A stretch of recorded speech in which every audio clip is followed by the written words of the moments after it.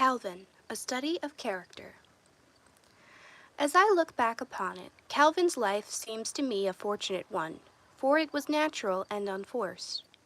He ate when he was hungry, slept when he was sleepy, and enjoyed existence to the very tips of his toes and the end of his expressive and slow-moving tail. He delighted to roam about the garden and stroll among the trees, and to lie on the green grass and luxuriate in all the sweet influences of summer.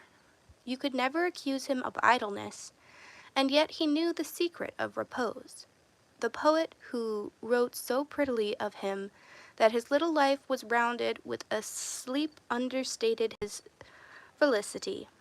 It was rounded with a good many. His conscience never seemed to interfere with his slumbers. In fact, he had good habits and a contented mind.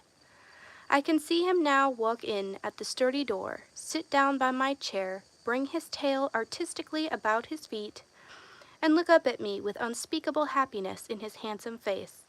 I often thought that he felt the dumb limitation which denied him the power of language. But, since he was denied speech, he scorned the inarticulate mouthings of the lower animals. The vulgar mewing and yowling of the cat species was beneath him. He sometimes uttered a sort of articulate and well-bred ejaculation when he wished to call attention to something that he considered remarkable, or to some want of his, but he never went winding about. He would sit for hours at a closed window when he desired to enter, without a murmur, and when it was opened, he never admitted that he had been impatient by bolting in. Though speech he had not, and the unpleasant kind of utterance given to his race he would not use, he had a mighty power of purr to express his measureless content with congenial society. There was in him a musical organ, with stops of varied power and expression, upon which I have no doubt he could have performed Scarlatti's celebrated cat's fugue.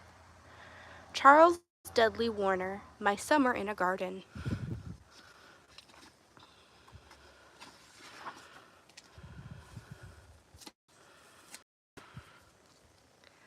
The cat's behavior in two worlds.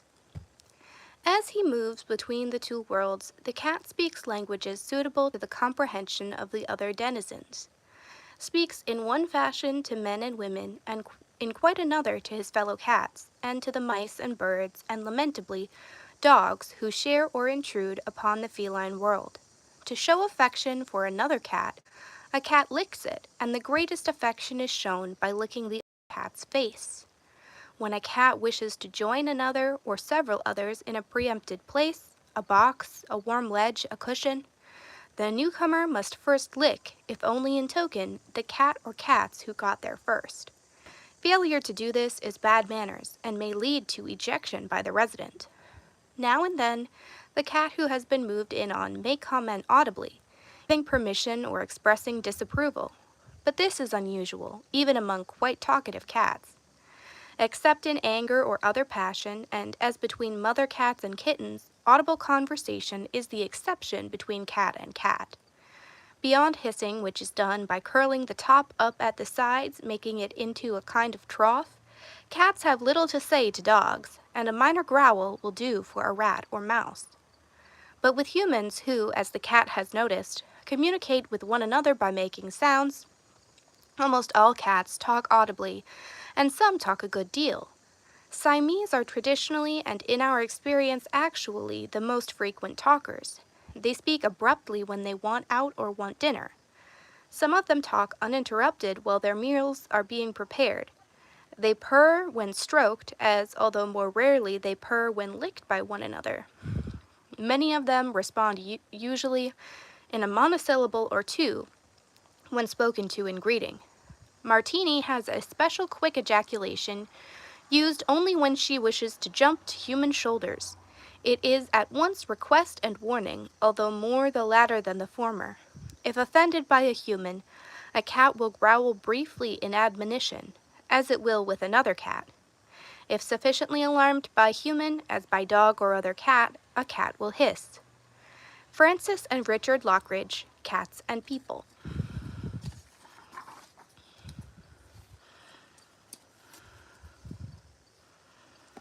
The cat is a dramatist. The cat is, above all things, a dramatist. Its life is living in an endless romance, though the drama is played out on quite another stage than our own, and we only enter into it as subordinate characters, as stage managers, or rather stage carpenters. We realize this with kittens. We see that the greater part of their life, of the sights and sounds of it, are the material of a drama half-consciously played. They are determined to make mysteries, and as a child will seize upon the passing light or shadow to help him to transform some well-known object into the semblance of living creature. So you may see the kitten reach a paw again and again to touch a reflection on a polished floor, or conjure the shadows of evening into the forms of enemies. We cannot but see this, and our mistake comes later when the kitten passes partly out of our ken, to reappear from time to time, a serious furtive creature with the weight of the world on its shoulders. We think then that the romance has ceased, when it has in reality gone deeper. The stage has widened out of sight, and if the cat no longer plays before us, it is because we have lost sympathy with this side of its life. If we encourage it, it will play like a kitten up to old age. This same fact possibly explains the reason of the theory that cats care for places and not for people. It may be because these same people care for kittens and not for cats. Thus the cat transfers the affection it might have felt for the human being to the scene of its romances, and the places where it has experienced the surprise and joy of its kittens. Margaret Benson, The Soul of a Cat.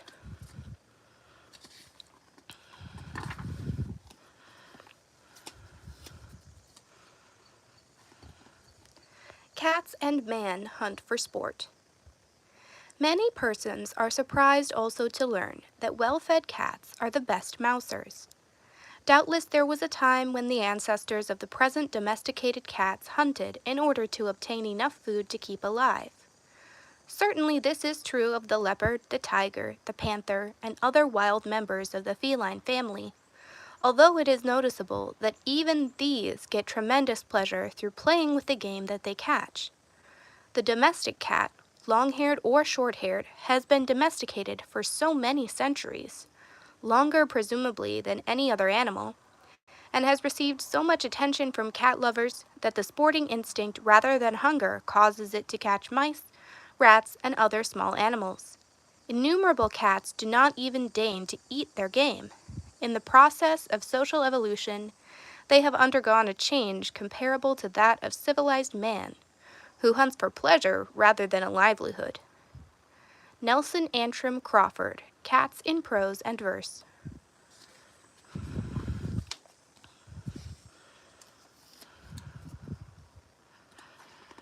Solomon the Great. Solomon, however, even as a kitten, had a voice only to be compared with a bullfrog, and he never stopped talking. We used to hear him sometimes talking in the middle of the night. When we went in to see what was wrong, we never ignored noises in the night since the time we found Blondin hanging behind a door, trying to suffocate himself in the sleeve lining of a coat. There, invariably, were the other 3 kittens, snoring away peacefully like little white angels, Sugi lying on her side with one eye open, obviously wishing him to the devil, and Solomon bolt upright in the basket talking to a spider on the wall. Solomon loved spiders. When he found one too old or infirm to get away, he ate it noisily with his mouth open, a habit he had inherited from Sugi, talking and chewing appreciatively at the same time. It took us quite a time to discover which kitten it was who gave an ecstatic woo-hoo-hoo at intervals while eating rabbit, like a small damp train going through the Rockies, but in the end that turned out to be Solomon too. He had a vocabulary all his own, which for our own good we quickly learned to understand. A black head appearing round the living room door when we had company and uttering a small but urgent woo meant he was sorry to intrude, but the earth box was dirty and he wanted it changed in a hurry. Solomon didn't like dirty earth boxes. A raucous wow, accompanied by banging noises from the kitchen as he tried valiantly to open the pantry door, meant that he was hungry. Loud and prolonged wailing from somewhere up on the hillside behind the cottage meant that Solomon, after setting out with the others all bluff and bustle and head of the family, had once more got left behind and wanted to be rescued. The only time he couldn't talk was when he was feeding from Sugi, and if he opened his mouth he lost his place. Then, instead of talking, he waggled his big bat ears so frantically he looked as if he were about to take off. Doreen Tovey, Cats in the Belfry.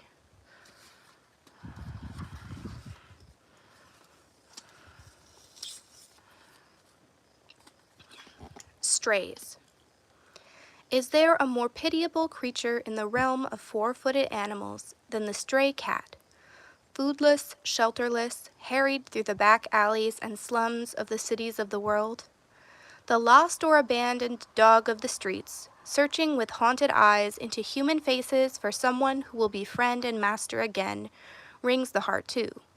But how dare one think of beasts as long as there is still a single child in the world, its body clad in rags, its stomach distended by starvation, its limbs maimed, orphaned or abandoned, staring its silent reproach at one from page or flickering screen.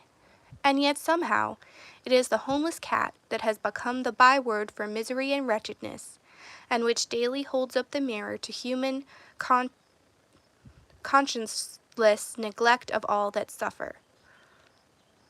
And so this derelict impinges upon my awareness, because it is there. I see it daily, gaunt, bedraggled, dirty, its ribs showing through matted fur, sores on its body and eyes, hungry, frightened, defeated, and it breaks my heart.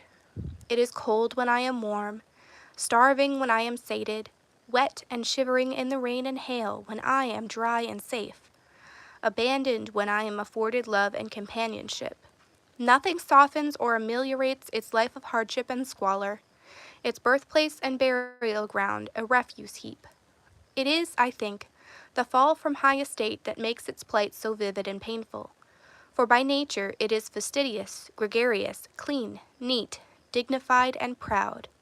And it is just that fastidiousness brought into the gutter that weighs upon me, I suppose, because in acquiring this quality on our journey upward we have kinship with the cats.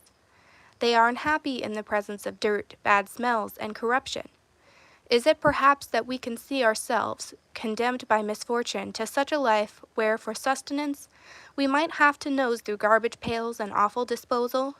One is never so high that one cannot be brought low, and the stray produces for us a picture of the depths. I hear someone cry to a child, "Don't touch that cat. Can't you see it is filthy and sick? How that beast has need of that touch denied."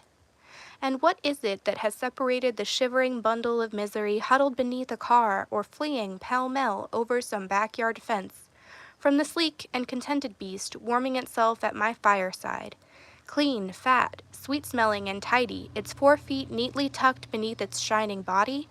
Luck. For every one of these animals upon whom luck has smiled, 1,000 have been passed by, and sometimes the passage was so close that only a breath, a partition of a second, a passing footfall separated it from rescue. And so sometimes I look at my house friend on the hearth or sitting upon my desk and think, do not be too proud or smug, for somewhere your counterpart is dragging itself through wretched days and nights to oblivion, because luck has passed it by. And for those hidden in the darkness beyond the lights of our windows there is no justice. Let you and me praise our luck. Paul Gallico, Honorable Cat.